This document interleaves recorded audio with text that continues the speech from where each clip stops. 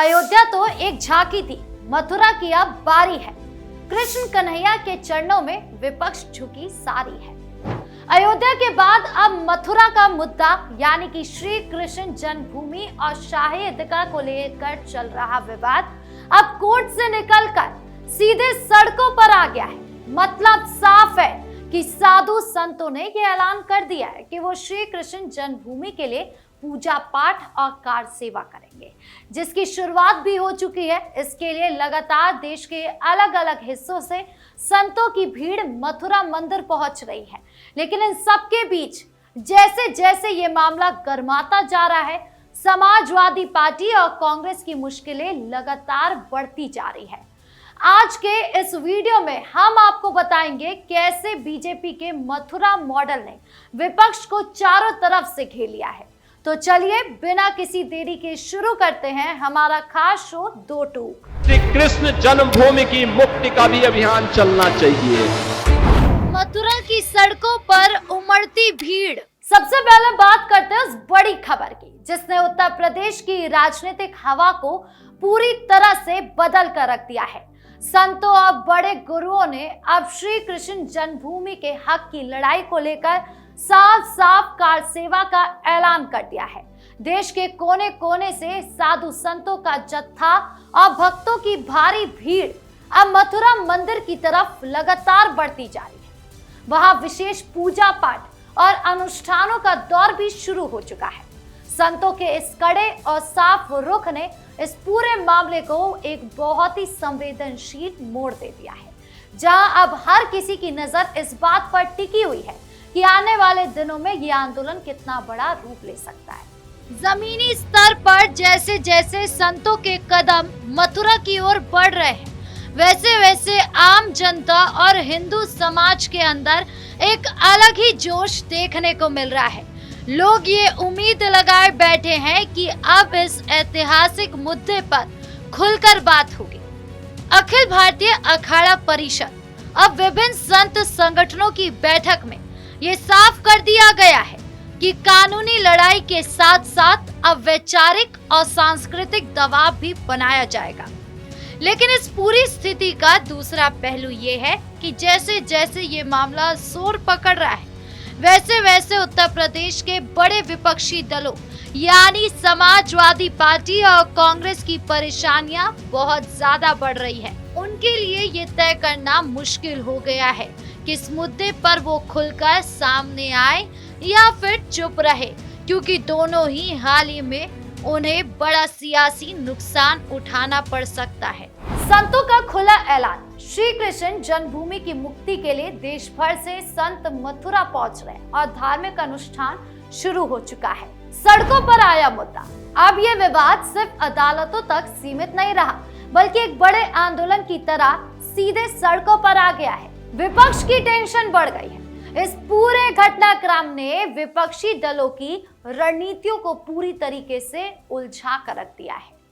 कानून और आस्था के इस मेल के बीच जब कोई बड़ा सामाजिक मुद्दा जमीन पर उतरता है तो राजनीतिक दलों के पुराने समीकरण अपने आप बिखरने लगते हैं और यही से नेताओं की असली परीक्षा शुरू हो जाती है। अखिलेश जी, अयोध्या को तो राम भक्तों ने सजा और संवार दिया है। आप उसकी चिंता मत करिए, पश्चाताप करिए, एक बार रामलला का दर्शन कर लीजिए। कम से कम इसी से और सद्बुद्धि आएगी।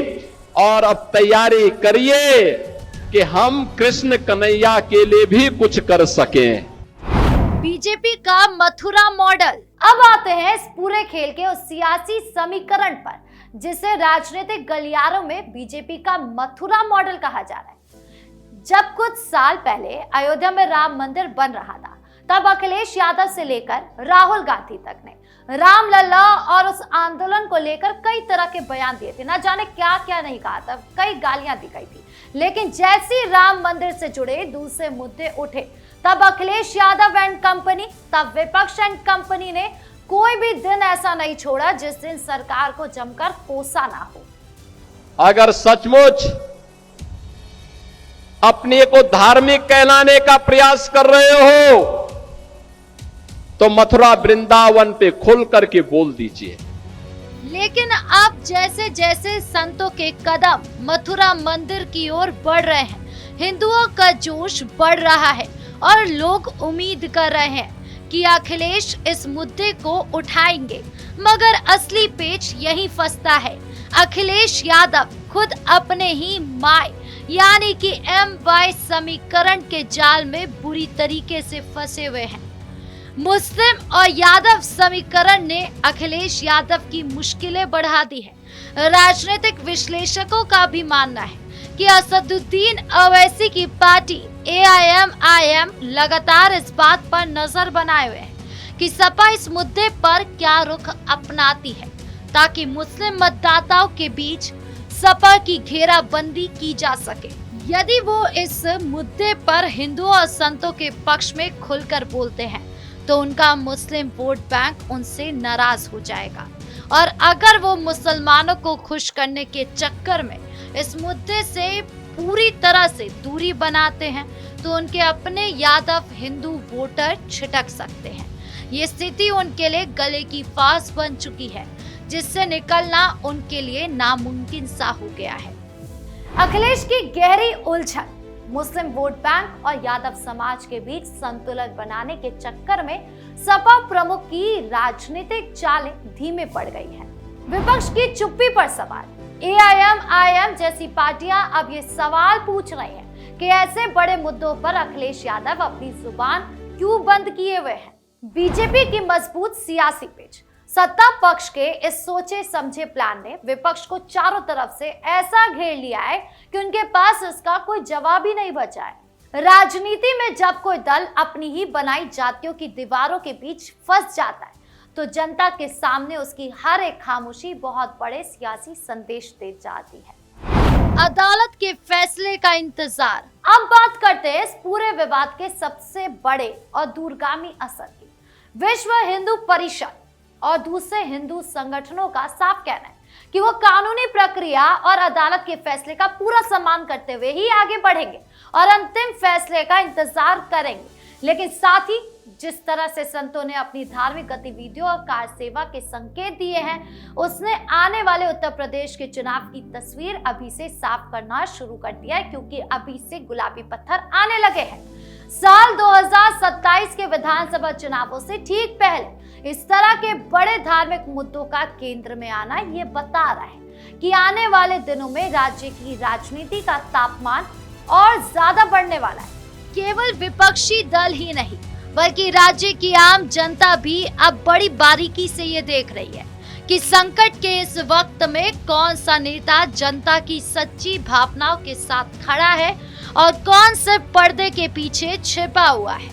AIMIM जैसी पार्टियां भी इस स्थिति का पूरा फायदा उठाने की कोशिश कर रही है और अखिलेश यादव की चुप्पी पर तंज कसते हुए मुस्लिम मतदाताओं को ये दिखा रही है कि सपा का सेक्युलरिज्म सिर्फ दिखावा है।